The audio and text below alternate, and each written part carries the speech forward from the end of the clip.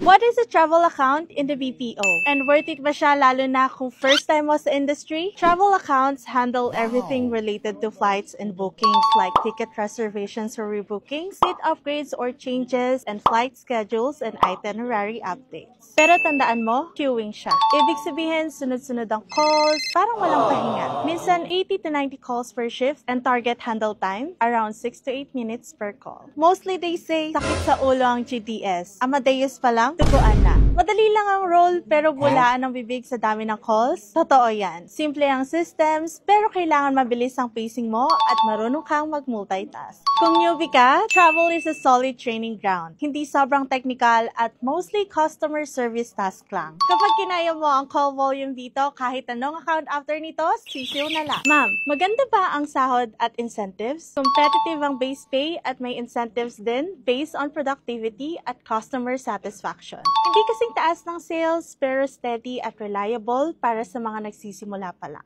Dagdag pa dyan, minsan may travel perks or discounts ka rin sa selected accounts. Bonus na yon kung mahilig kang bumiyahe. So kung naghahanap ka ng entry point sa BPO, travel account is worth considering. Lalo na kung gusto mong masanay sa bilis at volume ng calls. Gusto mo bang subukan? Click the link in our bio or top apply now. Baka ito na ang first step mo sa iyong BPO journey.